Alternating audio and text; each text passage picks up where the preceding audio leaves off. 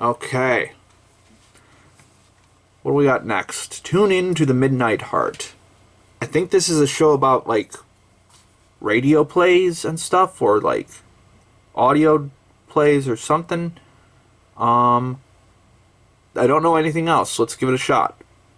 You ever meet a character who's just so immediately fucking obnoxious and hateable that you just immediately are like, no, I'm done?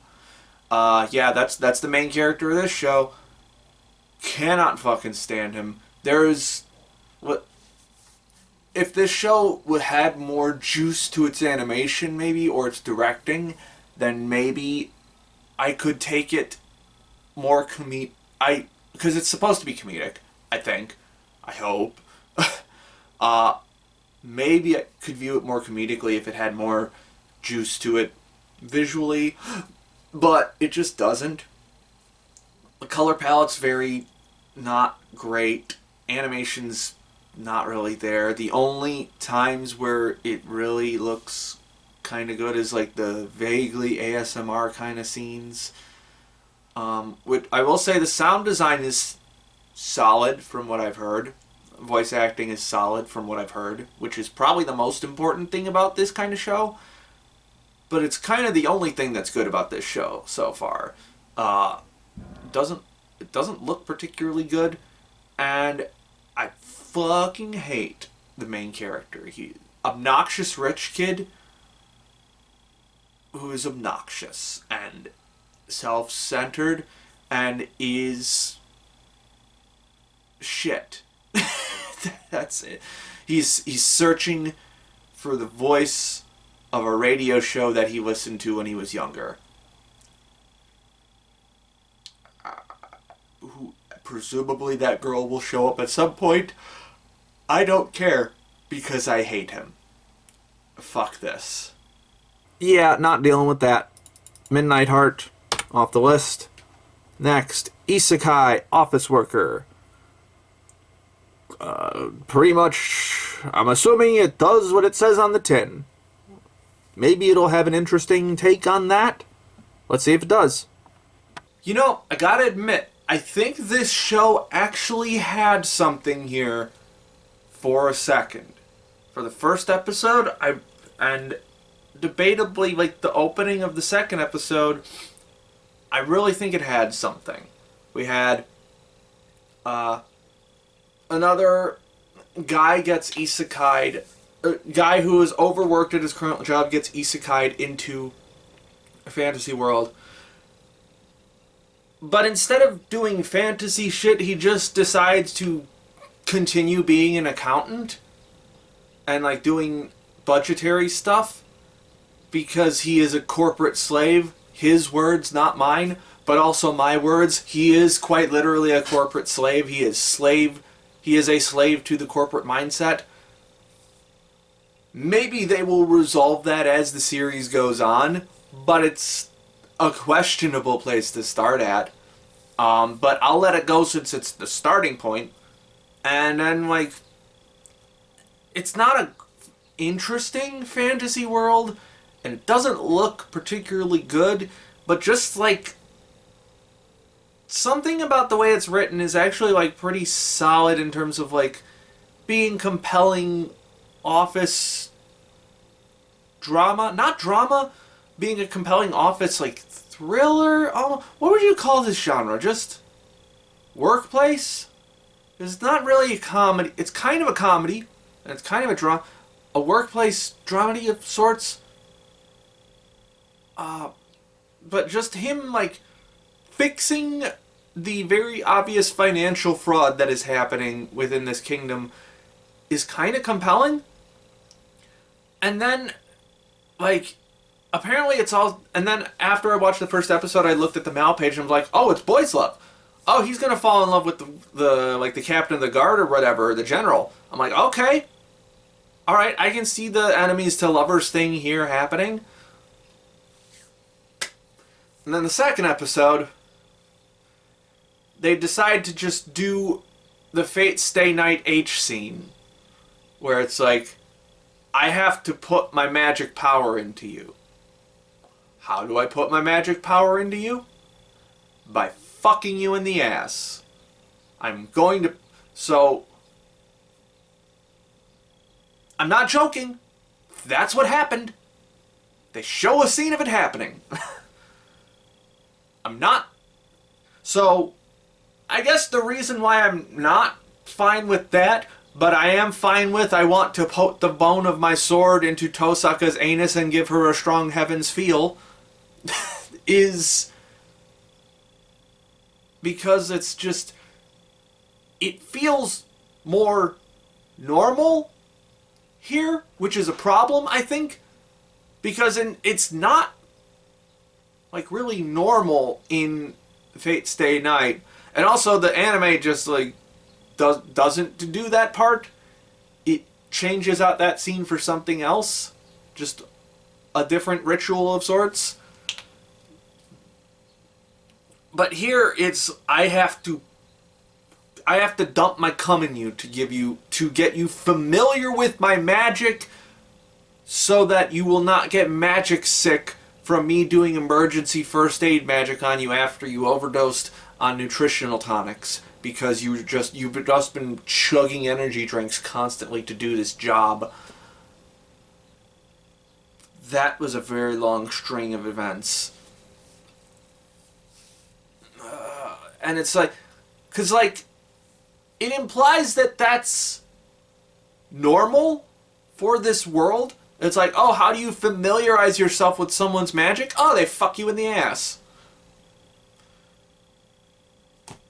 Yeah, you lost me. I'm sorry. That's the thing that lost me. Can you blame me? Whatever. Whatever. You know, yeah, I almost came close to like riding with this one, but that was just too much. Isekai office worker off the list. Hope there's more yaoi isekai in the future. I think there's potential. Anyway, Yoroi-Shinden Samurai Troopers. This is a sequel slash soft reboot of the Samurai Troopers slash Ronin Warriors franchise. I watched the first episode of the original and was eh. So let's see how this one goes. Whew. Alright, so that was all over the place. Got through about half the first episode of Yoroi-Shinden Samurai Troopers. At first, in the first like little bit of it, I was like, oh, did they just take the camp out of this and just make this a generic henshin sci-fi show? Because that would suck. And then all the demons showed up and started singing an anime theme song, presumably one of the theme songs to the original Samurai Troopers show, and they just started singing that as they were slaughtering civilians. I was like, okay, you got me on that one. It's a little fun. It's bad gore because it's just black bodies being or like blacked out bodies being eviscerated into dust and smears and literal waves of blood from off screen. It's not good gore. And the aesthetic is... It's certainly something. It's very stylized with how fucking bright it is and how much the colors pop and how thick the line work is. It's very stylized. It's just a style that I don't fucking like. And also I'm just very confused as to where we're... Okay, so they have... Again, I've only seen the first episode of the original Samurai Troopers. Ronin Warriors, whatever the fuck it's called. And I wasn't a huge fan of that. But this is this has sort of like defined a new standard of like, when will I watch a sequel without watching the original first? And my thought process was, okay, I looked at the cast list, and the cast list is like completely different from the regular series. So these are just brand new characters, probably brand new story. I'll give it a shot. And even then, I was still very confused because they have their own. Japan now has its own samurai troopers that it's been training. But then some guy shows up out of nowhere, and one of the troopers knows him, and the guy takes like his transformation wristband and puts his own armor on and fights the bad guys when all the regular troopers just suck shit. No clue how they know each other. No clue why he can do the transformation. Can anybody do the transformations if they have the wristband? Why did he just decide to give him the wristband? I don't know. Probably missing some context here. Maybe. Because if I'm not, it sucks shit. And even if I am, it still sucks shit. It's not fun. Yeah, no such luck here. Samurai Troopers off the list. The Demon King's Daughter is Too Kind. I have seen many shows with title schemes similar to this one or premises similar to this one. Let's see if this one's got the juice to hang with all the rest. Yep, that one does exactly what it says on the tin.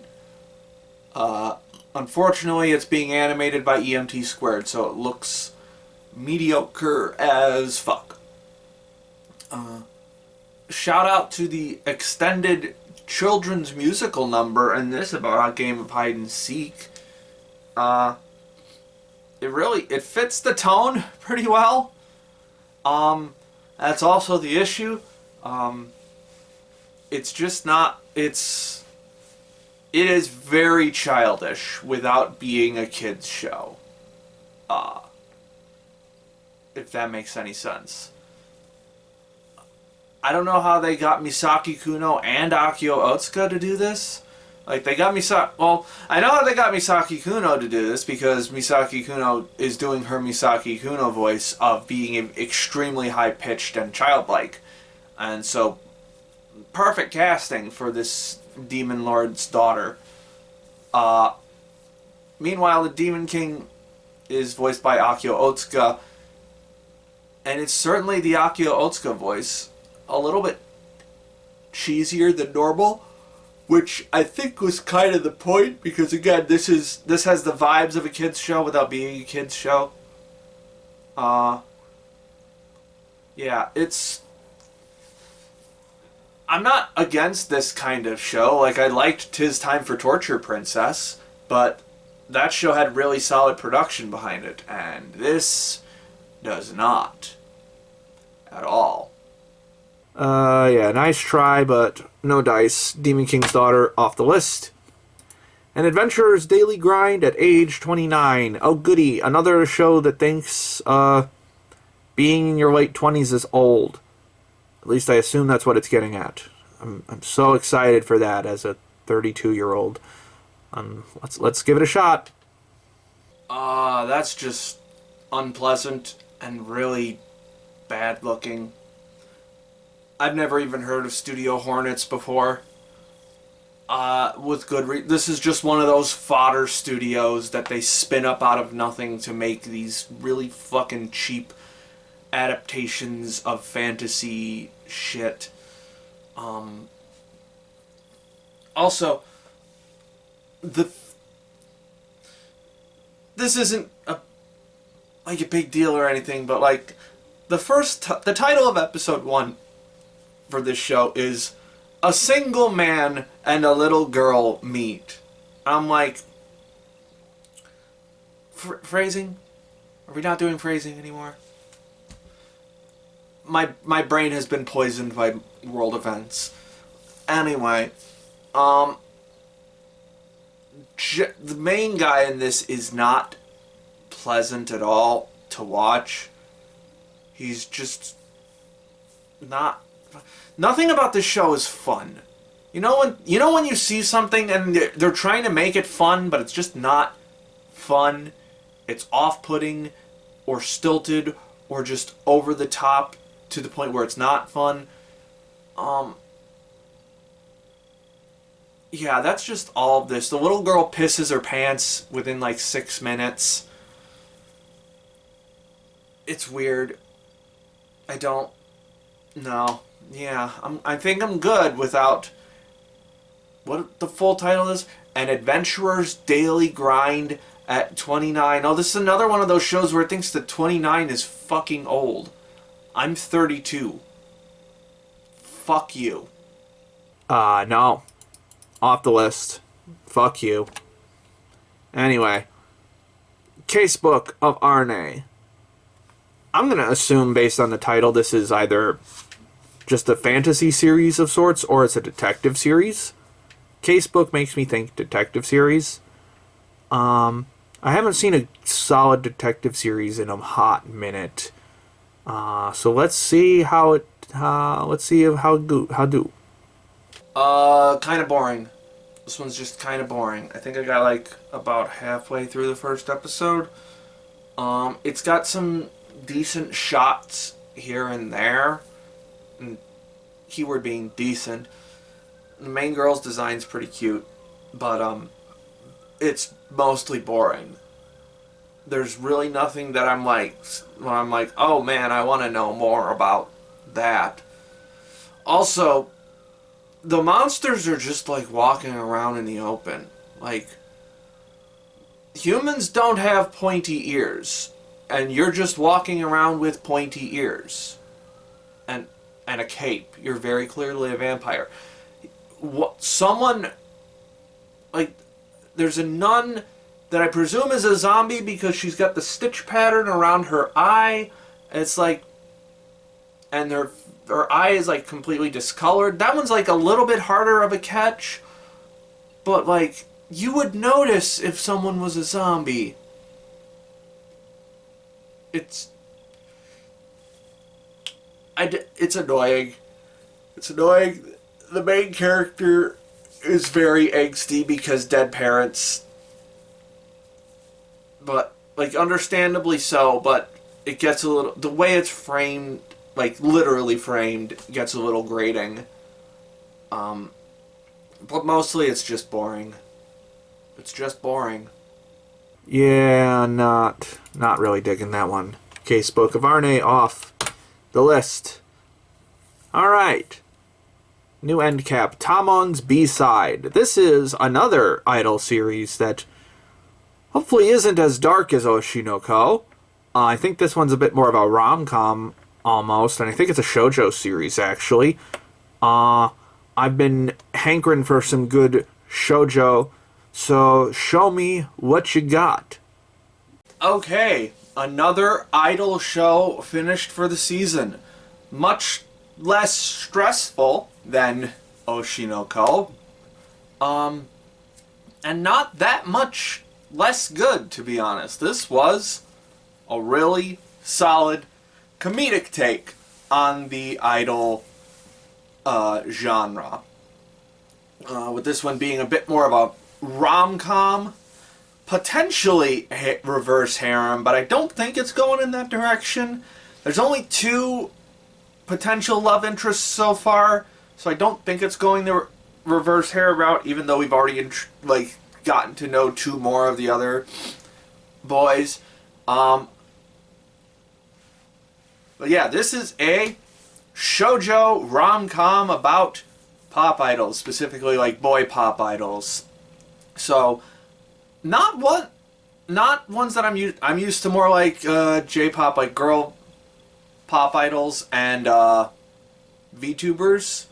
As you can see, if you're watching the video version, I'm decked out in the garb of both of my Oshis, past and present. So I know a little bit, perhaps a smidgen, about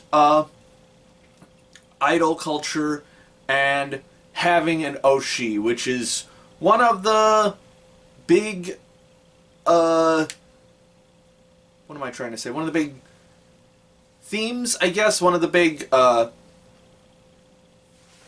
ideas for this is a rom-com where you are falling in love with your Oshi, and your Oshi is probably falling in love with you. And the boundaries that have to be set or overcome in that situation. Because it's like, on the surface, it's like, well, yeah, why wouldn't you want to date your Oshi? You would want, like, that sounds really cool. But also, like, if you think about the reasons that you... For me, personally, the reasons that I like my Oshis aren't, like, for the most part, don't translate to I would want to date this person. So there's, like, that aspect of it. And so, like, in the initial stages where it's just sort of like, yeah, I can understand why Utage is not pursuing that route until much more near the end of this series. And even then, that's not really what she seems to be aiming for. But she is still sort of juggling those feelings of, oh, I have fallen in love with my Oshi, which means you have to cross the secondary boundary of he is a pop idol, which means he belongs to the masses, and where now we have to talk about the kind of messed up situation that the idol industry has created in terms of personal relationships. Because if you're unfamiliar and you didn't see my Oshinoko stuff, actually I don't even know how much I talked about the Kana scandal in Oshinoko. I don't remember how much I actually talked about that or got in detail about that. I kind of assumed people knew that. If you're unfamiliar, if you are an idol, not like a pop star or like a musician or a celebrity, if you are a Japanese pop idol, you are not supposed to have a significant other.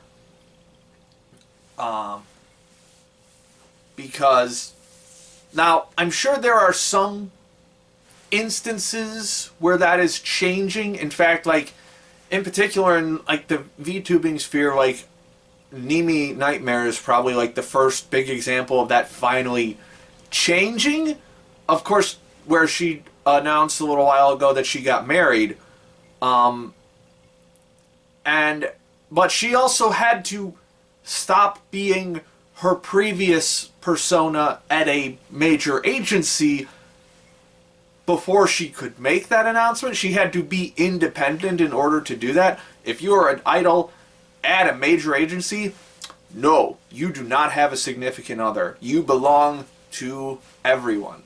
And in certain instances where that's your gimmick, you are everyone's boyfriend or everyone's girlfriend. And breaking that illusion can have significant consequences, both in terms of fan reaction and in terms of agency reaction. I'm thinking of Rushia specifically with that. So it's not a good system, and it creates a lot of issues, but it is the system that is in place. And so we have this sort of we have a like actual legitimate, like, believable reason for two people who may be in love with each other to not be able to date each other. Because if they do, and they get found out, Tamon's career is fucking kaput. Yeah, so, like, there's really, like, not... As, in terms of what I've seen from idol stuff and VTubing stuff, it's not something you can super bounce back from. I think the first instance of this that I remember was like way back, had to have been at least a decade ago, where they saw one of the members of AKB48 got caught walking out of a boy's apartment in the morning, and so she had her head shaved as penance, I guess. I think she's still with. Well, I don't know if she. I don't think she got kicked out of the group after that. So I guess it is possible to rebound from that, but it's not easy. Again, the conversation as to whether this is a good thing or not, it's not. Is not to discern here, but it's just, I'm just laying down the groundwork to be like, we have a situation where it actually kind of makes sense to have the forever rom-com, where they are constantly in pursuit of each other. It's actually a little bit like, if you are up to date on Skip Beat, it's kind of like that as well, where it's like actually, I shouldn't talk about that because then I would be spoiling Skip Beat, and you should read Skip Beat. It's a good shoujo manga. I have all of the volumes out in English that I'm staring at right now. That's one of the reasons why I remembered it. But yeah, read Skip Beat and you'll see what I'm talking about there. But anyway, so that was interesting, and watching Utage like struggle with that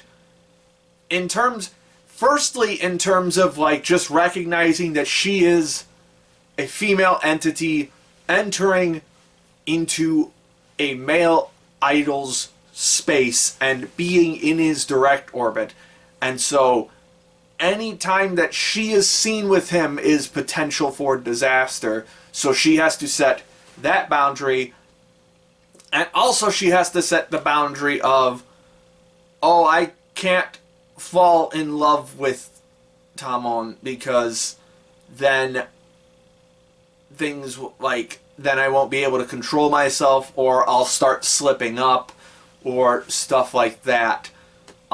And so it creates a really interesting dynamic that I'm sure some people will find frustrating, but again, as a big idol fan, for me specifically, I'm a big VTuber idol fan, it's a very interesting dynamic for me to watch, and it's a good thing all these characters are really fun as well.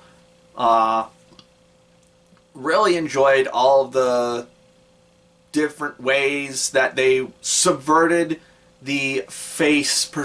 I just realized that now. The name of the idol group is Face, like F/Ace, and it's supposed because they're going to be like the face of the industry or whatever. But also they are putting on a facade, masking their true personalities and turning into these desirable pop idols that everyone wants to cheer for, when in reality a lot of them are just kind of rotten or just really off-putting in terms of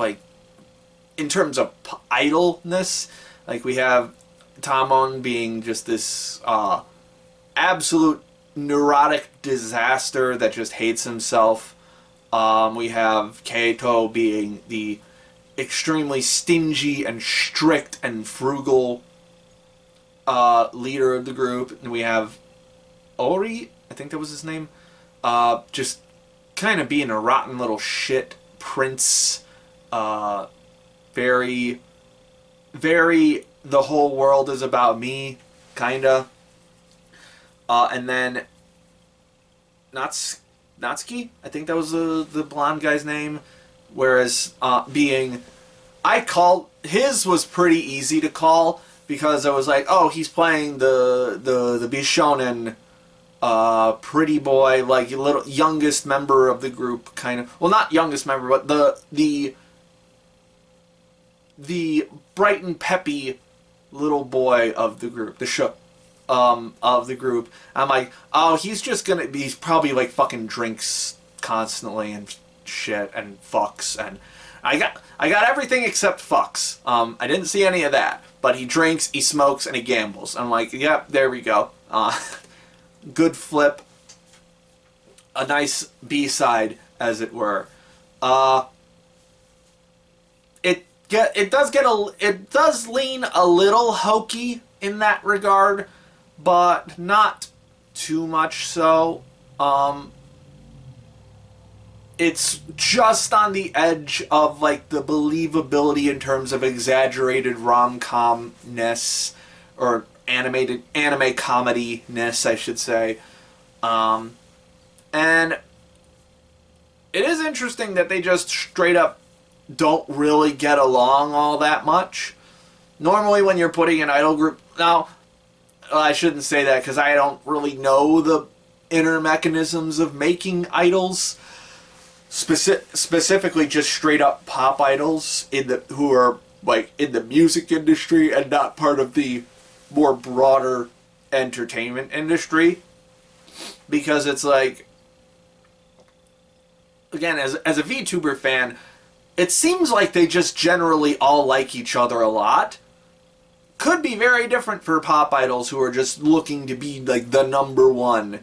Could be very different. Could just be an instance of like, oh, I fucking hate the group that I work with. It would be a challenge, but I guess it's possible. And seeing them just kind of hate each other, but over the course of the series, as Utage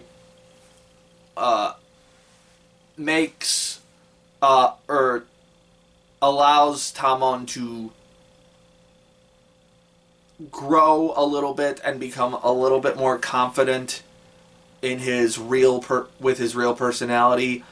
As that happens, we start to see the group sort of start to like each other a little bit more. Slightly disappointed that we didn't get to see the fifth guy's B-side.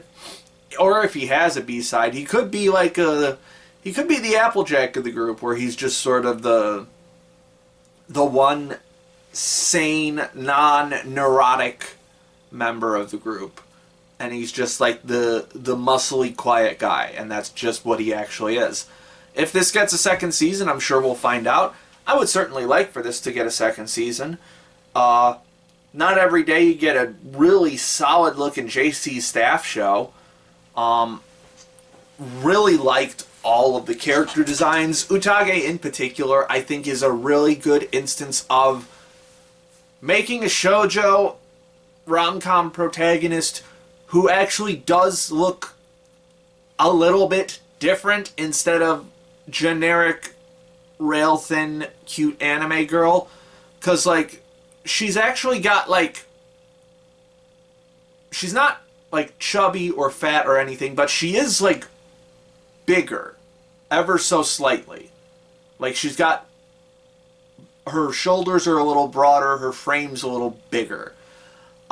It's not by much, but it's, like, noticeable enough to be like, oh, finally, a different character design other than the same shoujo character designs I see all the time. It would actually make sense. Not that it ever comes up in this show in particular, but if someone were to call her plain or frumpy or any of the other things that shoujo rom-com protagonists usually have leveled against them, I could actually see that and be like, okay, yeah, kinda, yeah.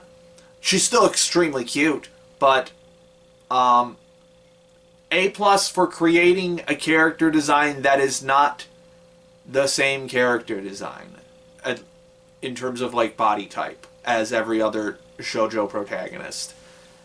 A+ there. And you know what? All the guys are pretty hot too. That's all I gotta say on that. They fit the role of really hot boy band idol people. I do wish the performances weren't CG.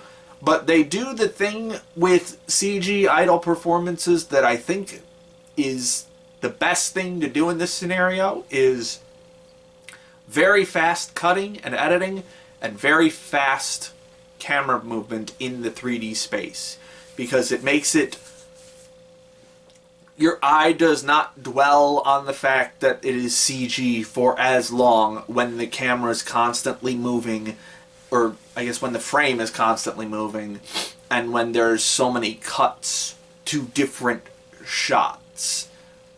It's a good way to cover that up. It's also a good way to cover up just bad animation as well, but in this instance it's purely for the CG stuff, and it's not terrible. It's not terrible CG.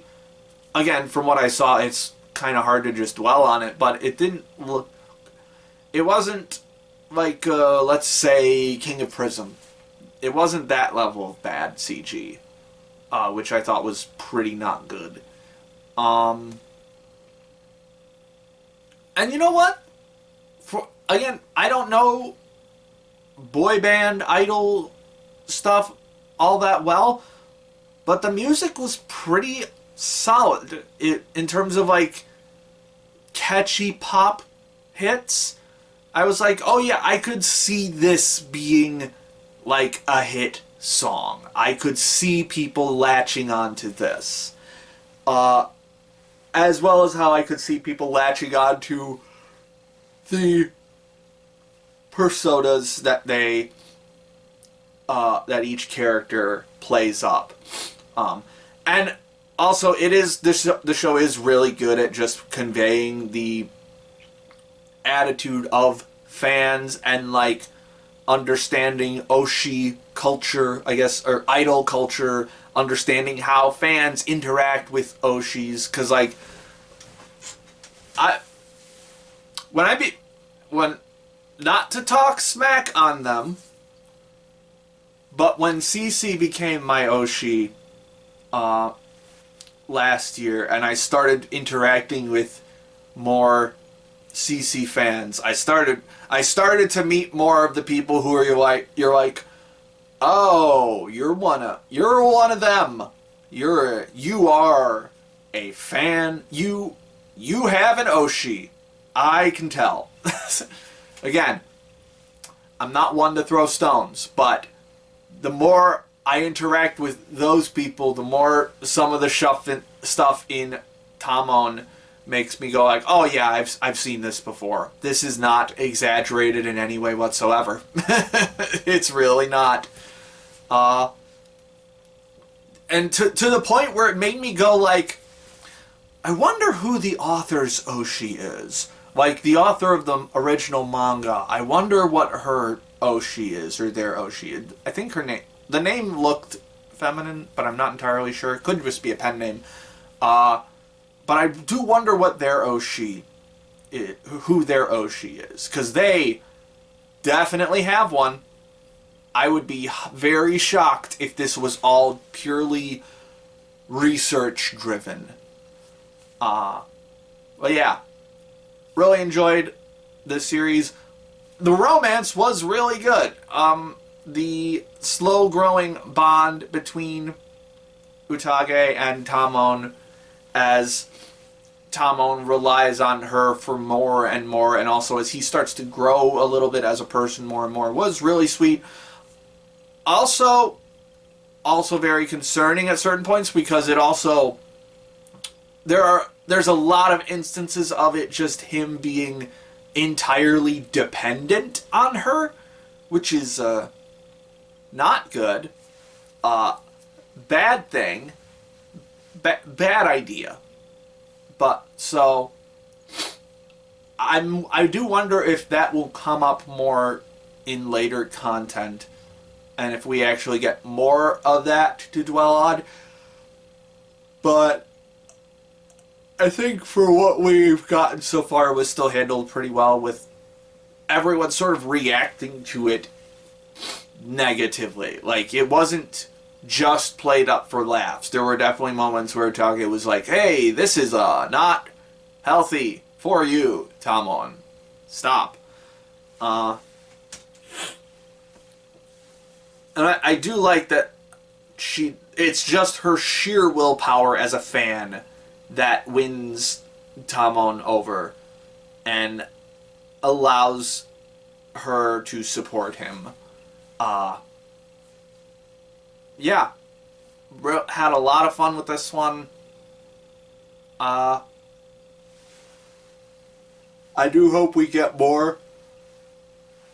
It's just again, just a very, even though just the general production is very fun and bubbly and energetic.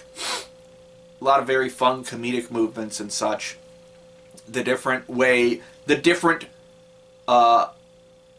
imagery for how Utage goes into fan overload and her head explodes in 87,000 different ways was very fun.